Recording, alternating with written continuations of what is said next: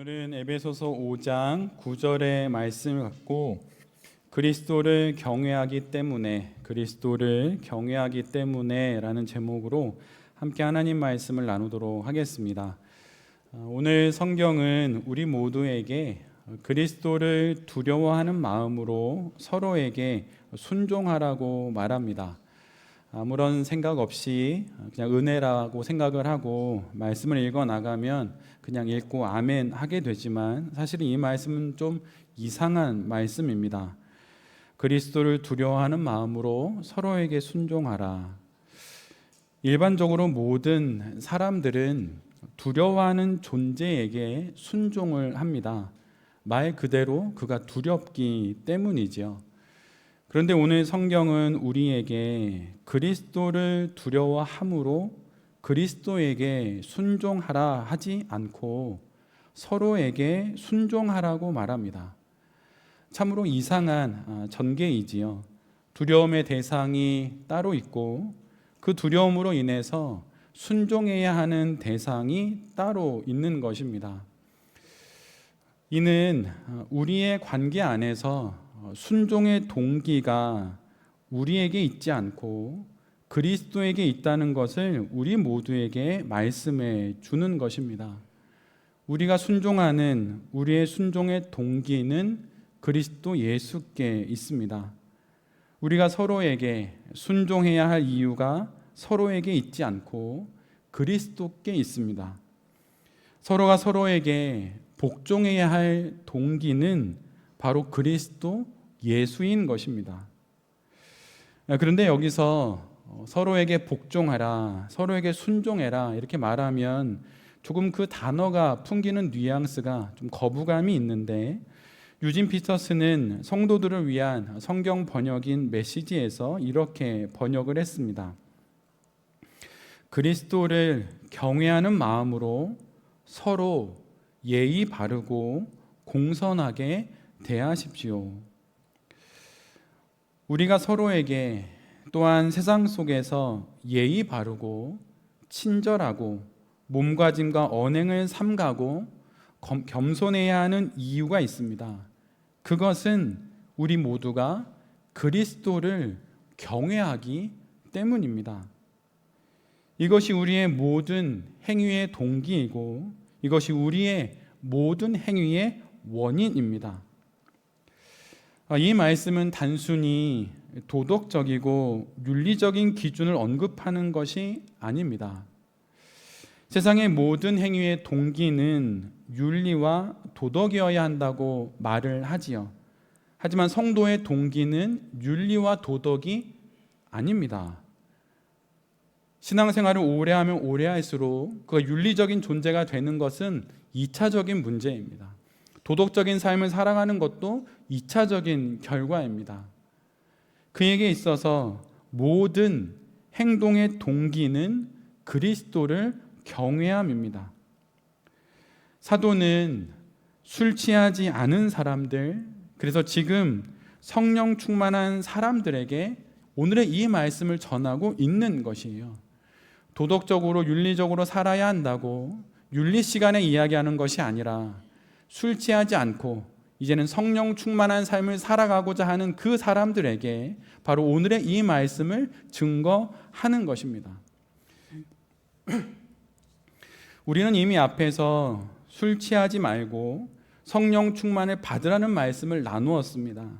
바로 이 말씀에서 성령 충만을 받으라라고 하는 이 말씀에서 한 단계 앞으로 나아간 말씀이 바로 오늘의 말씀인데 그리스도를 경외함으로 서로 순종하라는 것입니다.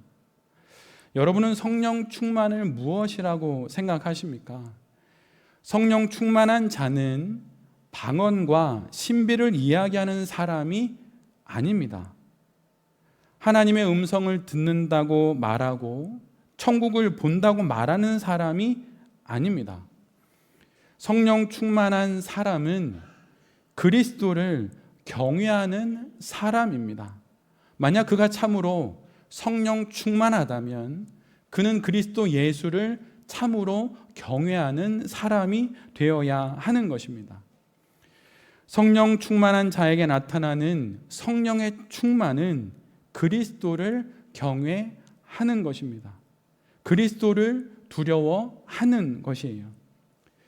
세상에 취해 사는 이들, 즉 성령 충만하지 않은 자들에게 그리스도를 경외하면서 서로에게 순종하라라고 말하면 이 말씀은 쇠귀의 경읽기와 같습니다. 이 말이 무슨 말씀인지 전혀 모릅니다. 왜 그런 것입니까? 그들은 성령 충만하지 않기 때문이에요. 그래서 오늘 본문 이후에 나오는 우리가 이후로 보게 될 남편과 아내, 부모와 자녀 간의 관계에 대한 말씀도 그들 모두는 도덕과 윤리로 이해합니다. 혹시 여러분의 이 본문에 대한 이해는 어떠한가요?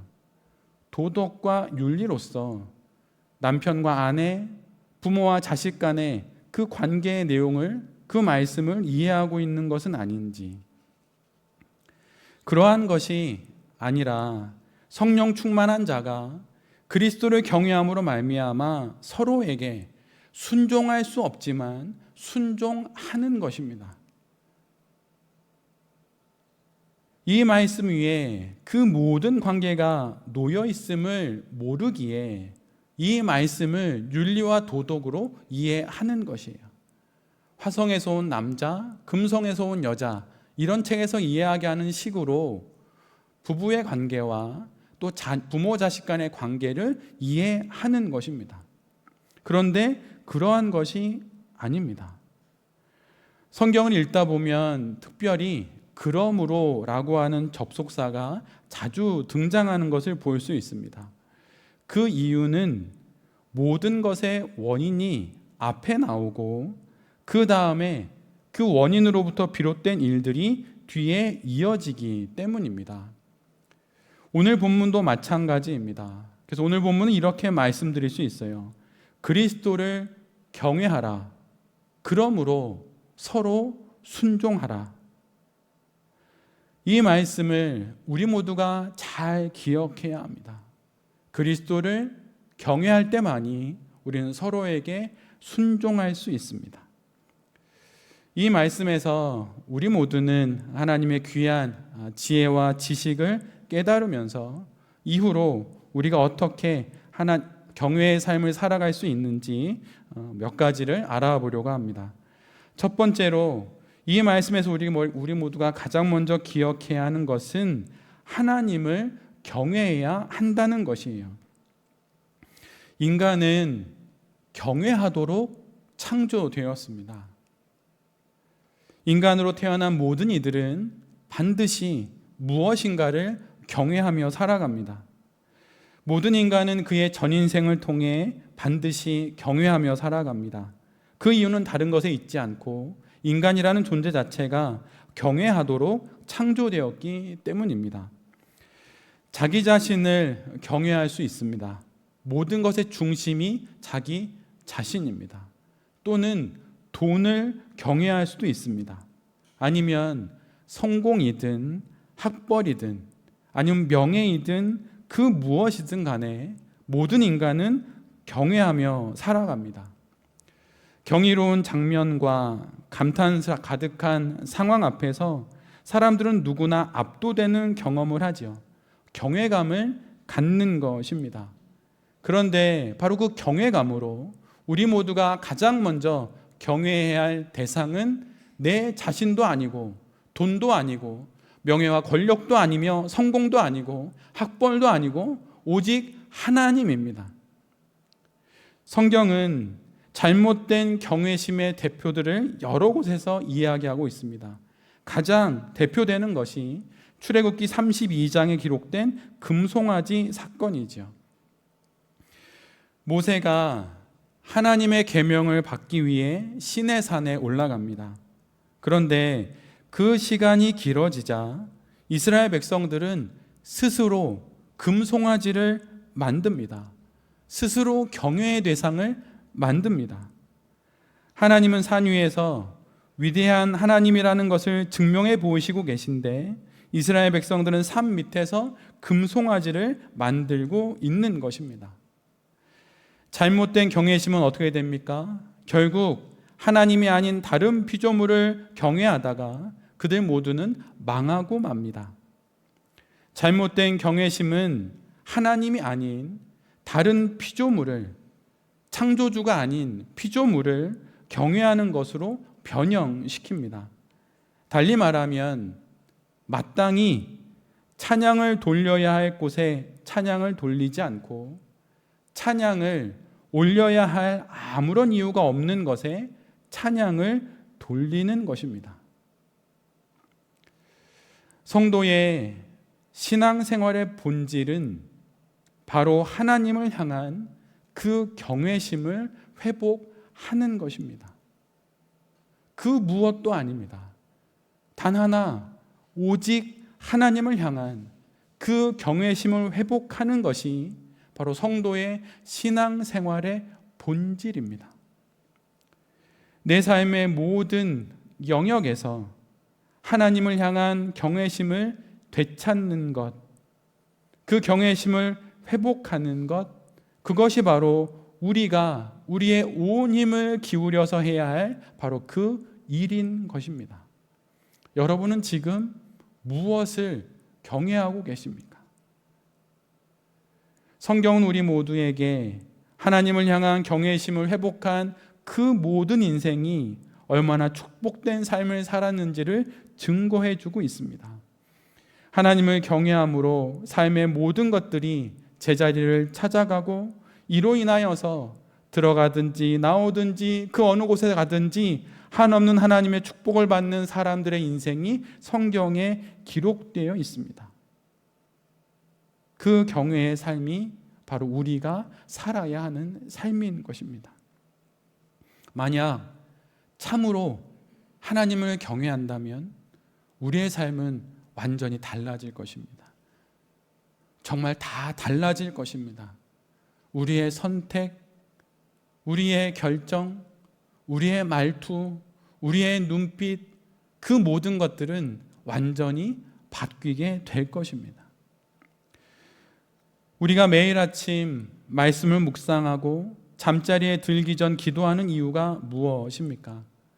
그것은 하나님을 경외하는 그 마음으로 삶을 조율하고 아주 쉽게 뒤죽박죽 헝클어져 버리는 나의 삶을 바로잡기 위함입니다. 매일 아침을 시작하며 핸드폰을 켜는 순간 밤사이 전 세계에서 벌어진 모든 소식들이 파도처럼 밀려옵니다. 아무런 생각 없이 그것들에 노출되다 보면 두려움이 엄습해 오기도 하고 분노가 일어나기도 하고 무기력해지고 짜증이 일어나기도 합니다. 아직 하루는 시작도 하지 않았는데 이미 마음과 영혼은 세상에 붙들린 것입니다. 그러나 그 아침에 가장 먼저 큐티책과 펜을 들고 자리에 앉아서 말씀을 묵상하고 하나님을 만나면 우리 안에 하나님을 향한 경외심이 차오릅니다. 그러면 이 사건 많은 세상을 살아갈 힘이 생깁니다.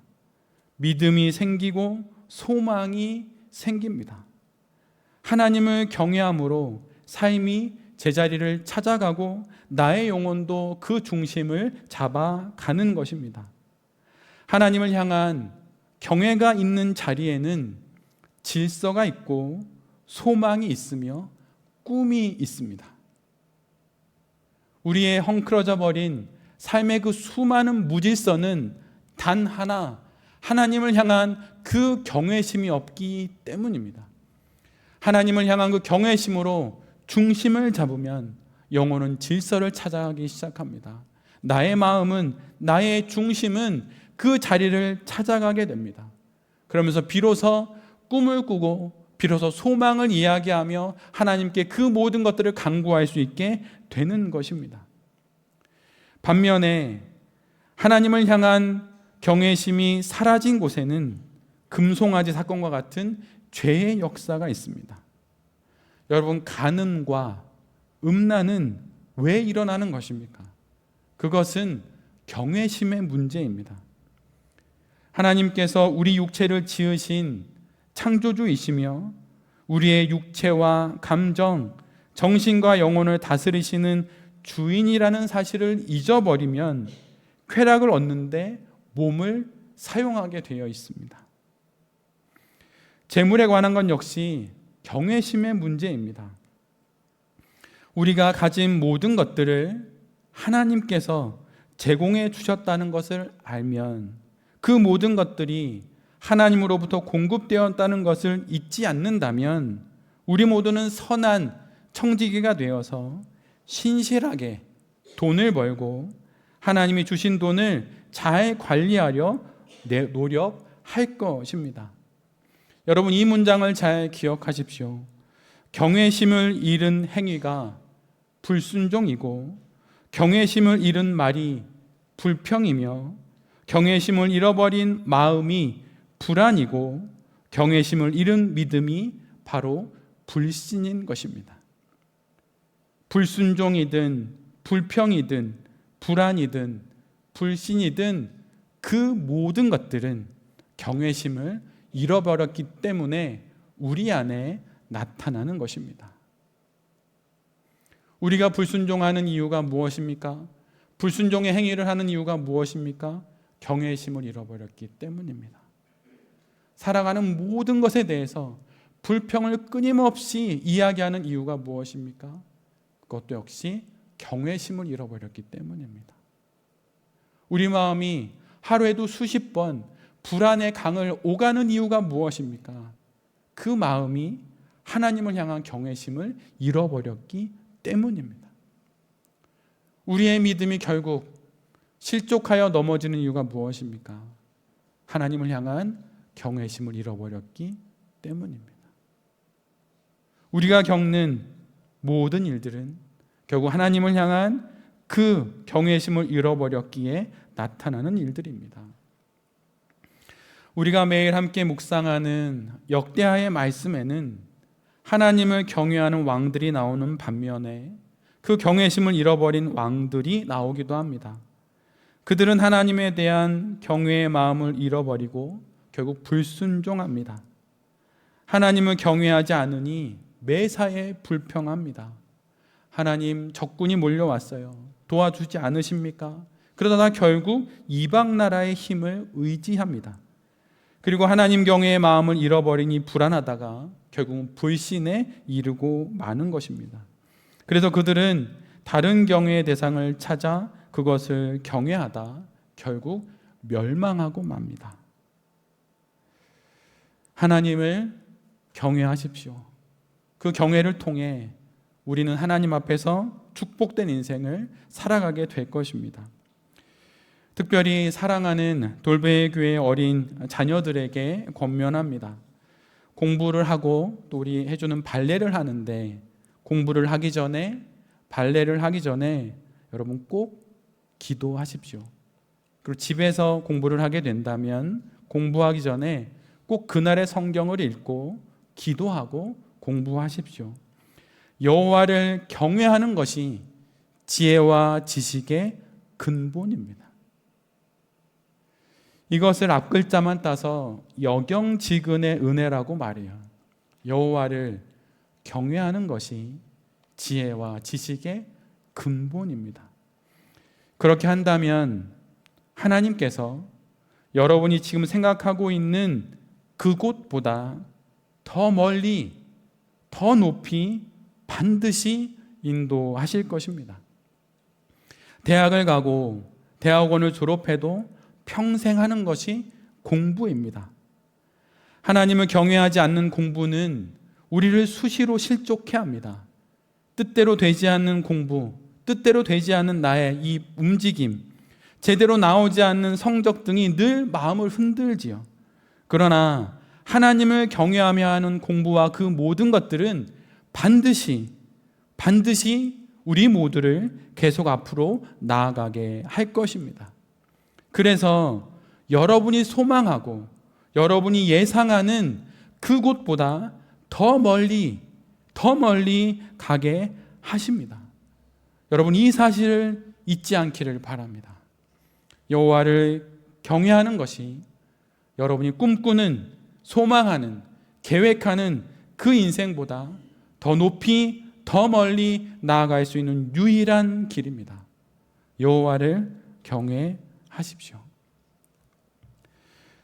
두 번째로 우리가 기억해야 할 것은 시간과 공간을 들여서 경외한다는 것입니다. 하나님을 경외하는 것은 모든 축복의 시작입니다. 시작점입니다. 그러나 이것은 순간의 은혜로 시작될 수 있을진 모르지만 그것만으로 지속되지는 않습니다. 왜냐하면 우리도 이스라엘 백성들처럼 말하자면 기억 상실증, 즉 경외심 상실증이 있기 때문이에요. 수시로 잊어버립니다. 주의를 기울이지 않으면 금방 까먹습니다. 그리고 기억은 하지만 경외하고 싶지 않은 마음이 올라오기도 합니다. 이처럼 모든 것을 쉽게 잊어버리고 실증내는 우리를 아시는 하나님께서 우리에게 주신 것이 있는데 그것이 바로 예배입니다. 매주일 드리는 예배를 통해 우리는 하나님 경외의 마음을 다시 회복합니다. 군대에 가면 제일 힘든 훈련 중에 하나가 사격 훈련입니다. 근데 사격 훈련은 할 때 가장 먼저 하는 것은 0점 사격입니다. 이를 통해서 눈으로 보는 조준경의 조준점과 총알이 맞는 표적지의 지점이 일치하도록 조준장치를 조종하는 것이죠. 말하자면 기준점을 잡는 것입니다. 그래서 이를 영어로는 말 그대로 제로잉이라고 말해요. 앞에 나오는 PPT와 같은 스펠인데 말 그대로 제로, 즉 0이 되는 기준점을 잡는 것입니다. 그리고 나서 비로소 그 다음에 진짜 사격은 시작됩니다. 매주일 예배를 드리며 우리는 그렇게 하나님 경외의 0점을 조정하는 것입니다. 오늘 본문 19절은 이렇게 기록하고 있습니다. 시와 찬미와 신령한 노래로 서로 화답하며 여러분의 가슴으로 주님께 노래하며 찬송하십시오. 여러분, 이것이 무엇을 말하는 것입니까? 바로 예배의 자리를 말하는 것이고 예배의 자리에서 이 모든 것들이 일어난다는 것입니다. 우리 모두가 가장 성령 충만한 순간이 언제입니까? 바로 예배입니다. 그 성령 충만이 우리에게 부어주시는 것이 무엇입니까? 바로 하나님 경외의 마음입니다.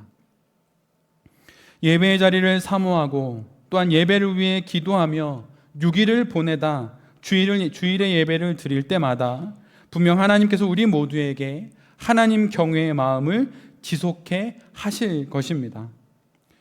또한 우리가 기억해야 할 것이 있는데 우리가 하나님을 경외하는 우리 인생의 재료는 시간이라는 사실입니다. 하나님을 경외하고자 할 때 그때 우리는 돈으로 하나님을 경외하지 않습니다.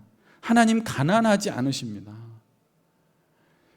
우리 손에 쥐어진 그 무엇으로 우리는 하나님을 경외하는 것이 아닙니다. 그것이 아니라 바로 우리 자신으로 하나님을 경외하는 것입니다.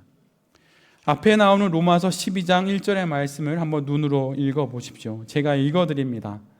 형제 자매 여러분, 그러므로 나는 그리스도의 자비하심을 힘입어 여러분에게 권합니다. 여러분의 몸을 하나님께서 기뻐하실 거룩한 산 제물로 드리십시오.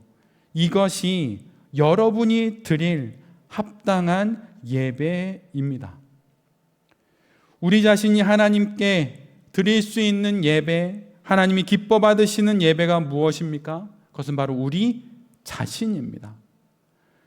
우리 손에 있는 그 무엇을 예물로 드리는 것을 통해 하나님이 기뻐 받으시는 예배가 되는 것이 아니에요.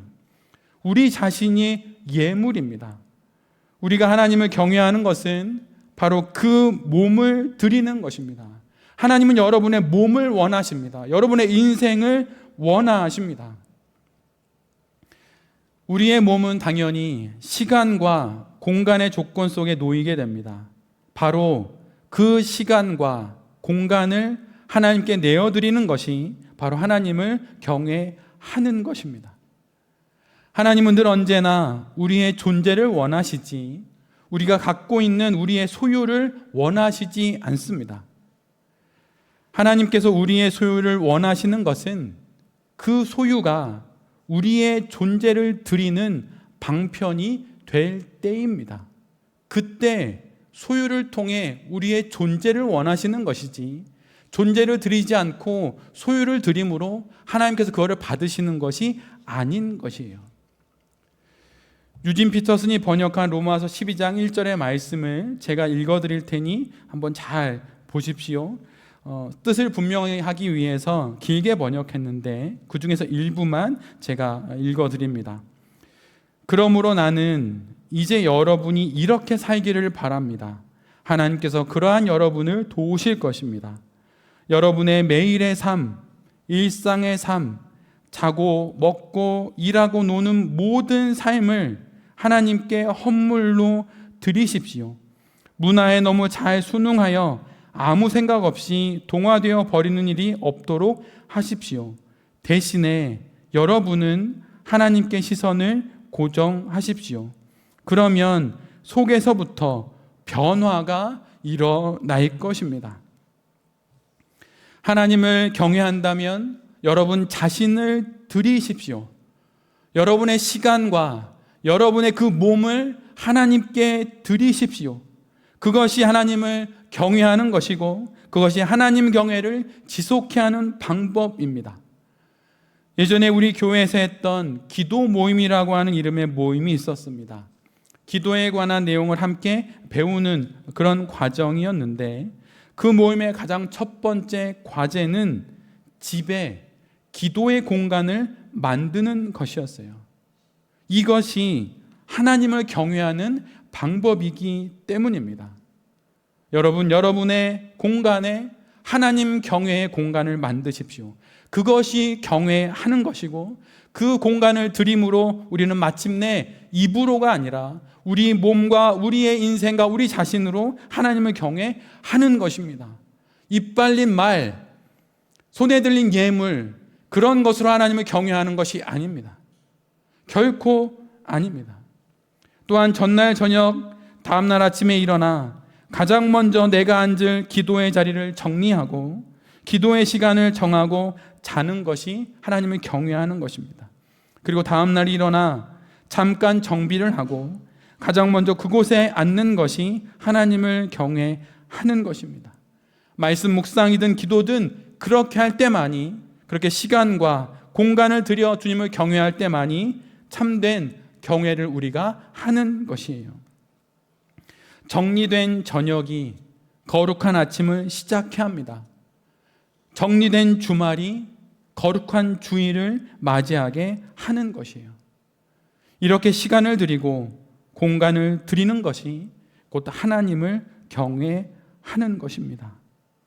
하나님 경외의 재료는 우리의 시간이며 우리의 공간이라는 사실을 기억함으로 이를 하나님께 드림으로 경외를 우리의 생이 다하는 그 마지막 순간까지 지속하고 유지하는 우리 모두가 되어야 할 것입니다.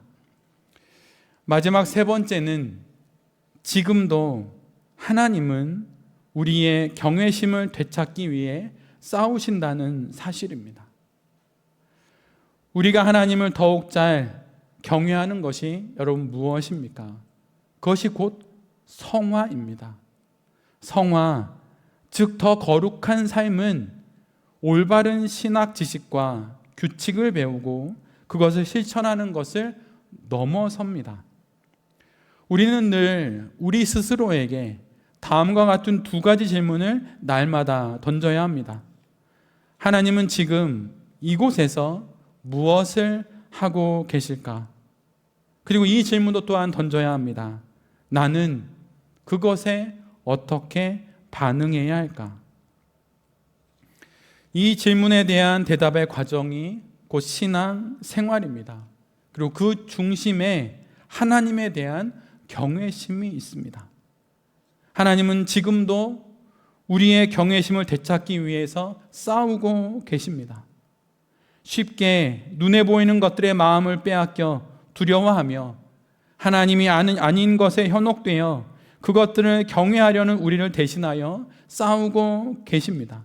이것이 지금 이곳에서 하나님께서 하고 계신 일입니다. 그리고 바로 이것에 대해 우리가 보여야 할 반응 역시 우리도 하나님을 경외하기 위해 싸워야 한다는 것이에요. 갈라디아서 5장 16절로 17절의 말씀을 개역개정으로 함께 보겠습니다.